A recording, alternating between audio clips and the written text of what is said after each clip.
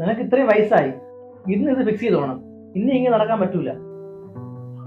മോളെ വിളിച്ച് മോളെത്താറായി. ആ കണ്ട വന്നല്ലേ. തനിയേ മിഴികൾ തുളുമ്പിയോ വെറുതെ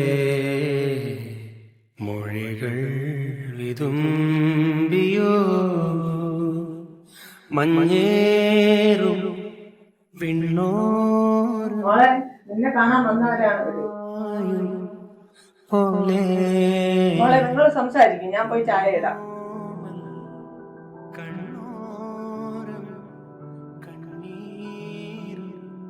നമുക്ക് വേണ്ട കേട്ടെ, നമുക്കത് വേറെ കിടത്തും പിള്ളേർ നമുക്ക് വേറെ നോക്കാം. എനിക്ക് നിങ്ങളുടെ വലിയ പ്രതീക്ഷയൊന്നുമില്ല. ഇതുപോലെ എല്ലാരും വന്ന് കണ്ടിട്ട് പോകും, പിന്നെ അറിയിക്കാന്ന് പറയും. അവരാരും ഈ വഴി വന്നിട്ടില്ല. അതുകൊണ്ട് അതുപോലുള്ള ഒരു ചായ കുടിയായിട്ടേ ഞാൻ ഇതിനെയും കണ്ടിട്ടുള്ളൂ. ചേട്ടൻ എന്താന്ന് വെച്ചാൽ പറഞ്ഞാൽ മതി, എനിക്ക് വിഷമമൊന്നുമില്ല.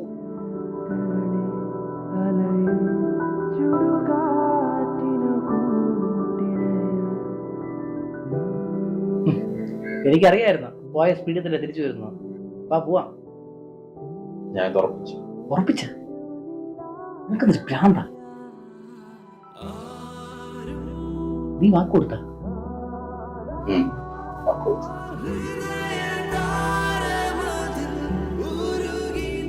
വിവാഹം, കുടുംബജീവിതം, അതിനെക്കുറിച്ചൊന്നും ഞാൻ അത്ര ചിന്തിച്ചിട്ടില്ല. വീട്ടിൽ നിർബന്ധിക്കാറുണ്ട് കല്യാണം കഴിക്കണം. ഞാൻ അതിനെക്കുറിച്ച് അധികം പറയിട്ടുമായിട്ടില്ല.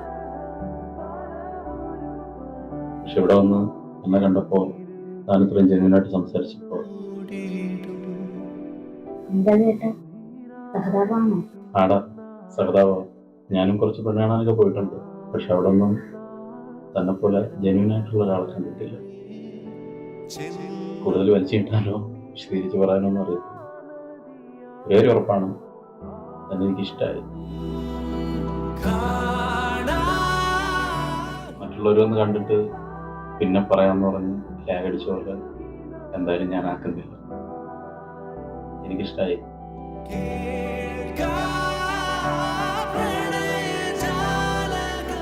ഇത്രയും നാള് ഒറ്റയ്ക്ക് നടന്നല്ലേ, നമുക്കങ്ങോട്ട് ഒരുമിച്ച് നടന്നാലോ?